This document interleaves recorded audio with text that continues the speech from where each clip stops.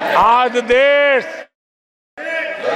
इनसे कह रहा है तुमसे नहीं हो पाएगा। Can you understand the ignorance? We are not looking for your admiration. मुक्ति दे दी गई है।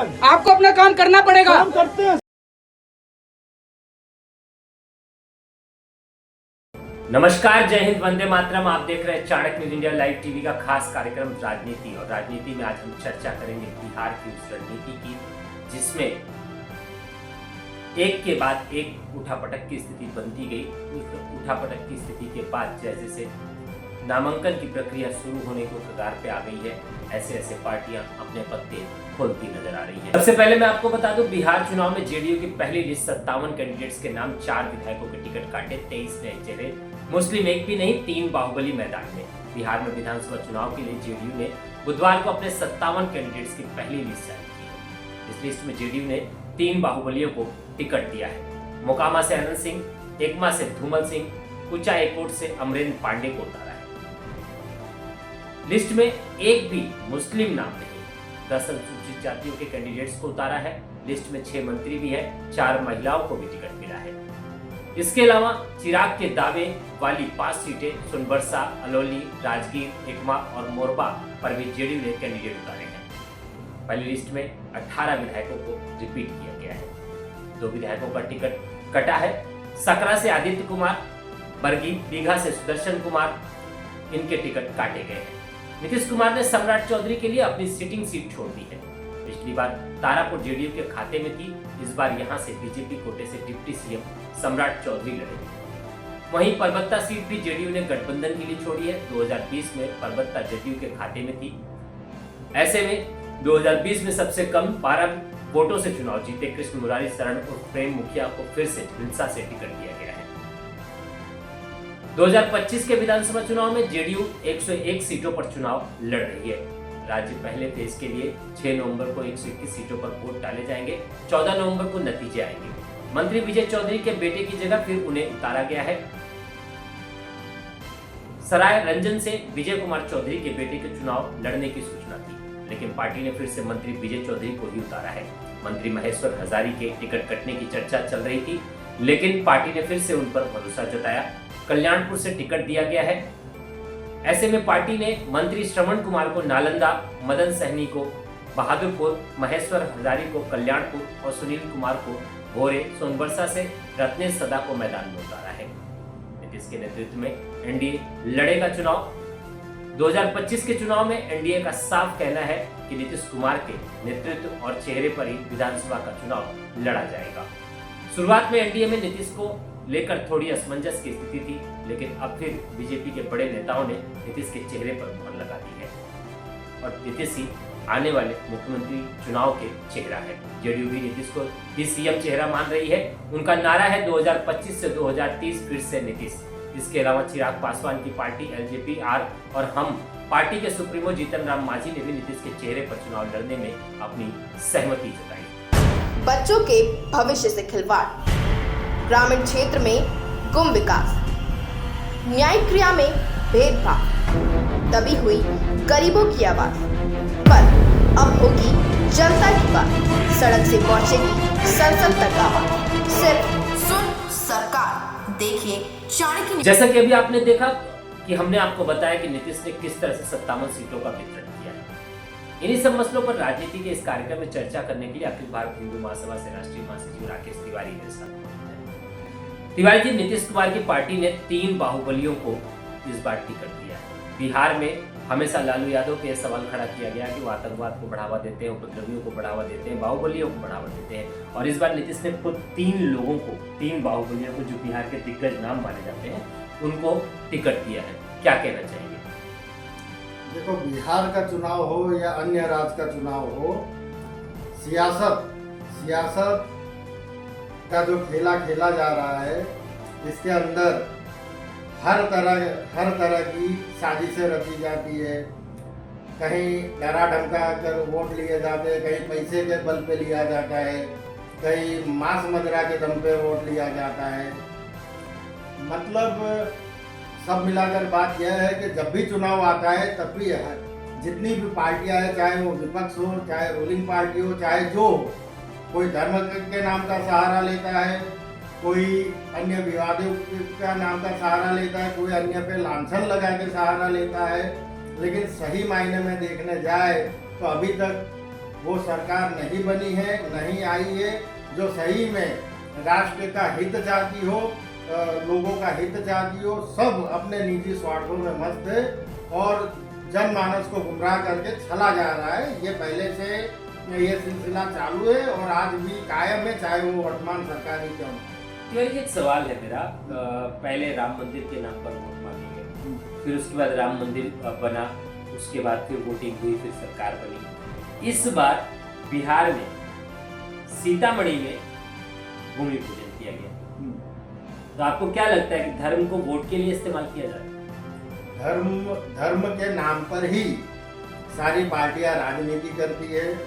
मैं बताना चाहूँगा, वर्तमान सरकार जो बीजेपी सरकार है, उन्होंने राम मंदिर मुद्दे पे या अन्य कोई भी गौ माता के नाम से भी वो सरकार उनकी बनी, सरकार में आए, क्या हुआ उनके वादे? गौ माता को अभी तक राष्ट्र माता घोषित करने में इतना विलंब क्यों? जबकि उन्हीं के वादे और नारे थे, तो उसके बावजूद भी इतना विलंब क्यों? इतना धर्म के नाम पे, राम के नाम पे, अरे ये तो मेरा वो देश है, ये भारत वो देश है कि जहाँ राम को भी ठगा जा रहा है, राम को भी ठग कर वोट लिया जा रहा है। तो फिर आम इंसान की तो बात ही कहाँ हो गई? राम का नाम लेकर वो देश क्या चलाएंगे? सीतामढ़ी में चुनाव के ठीक पहले इस बार जरूर आपने का एक कार्ड खेलने का कोशिश किया जा रहा है,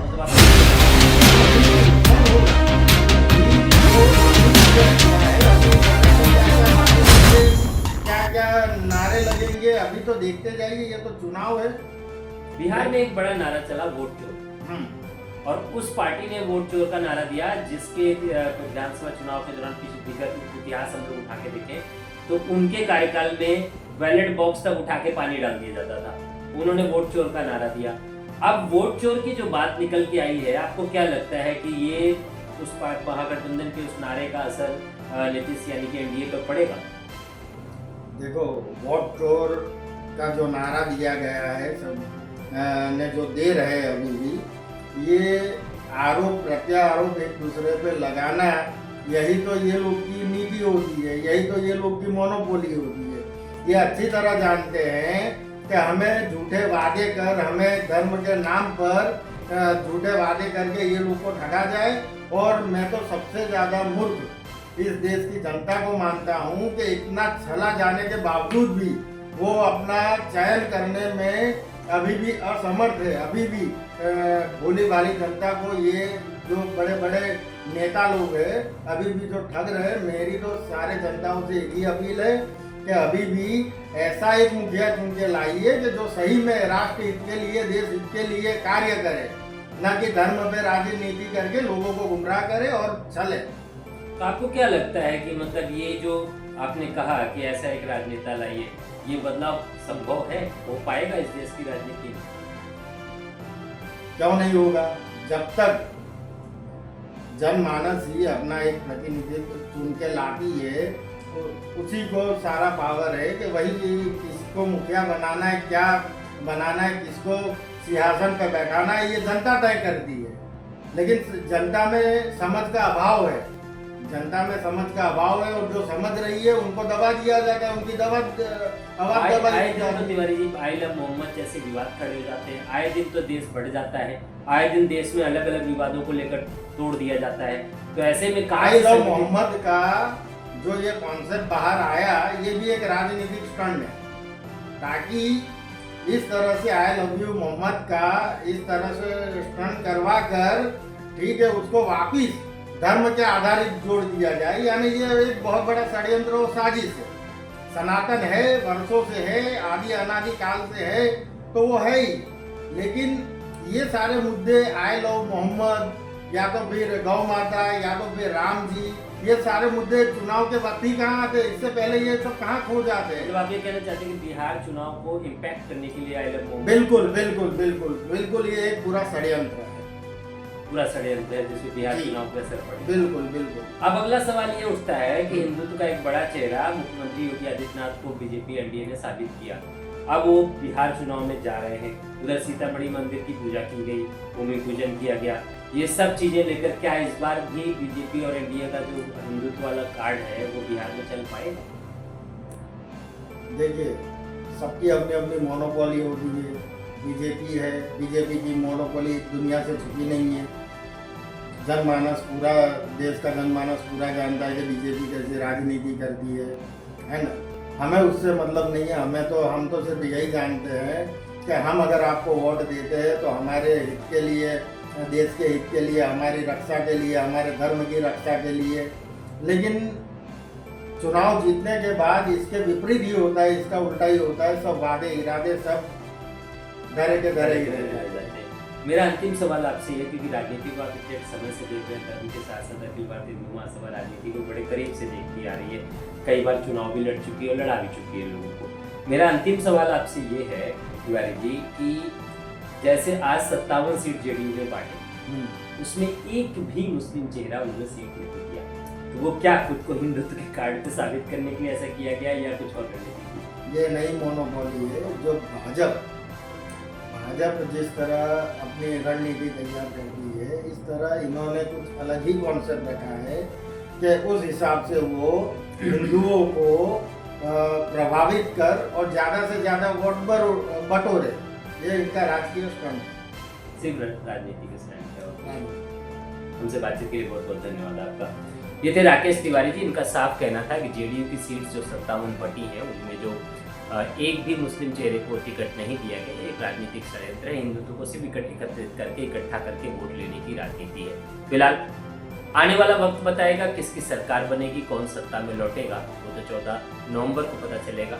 फिलहाल हम इस तरह की चर्चाएं जारी रखेंगे। देखते रहिए चाणक्य न्यूज़ इंडिया का खास कार्यक्रम राजनीति।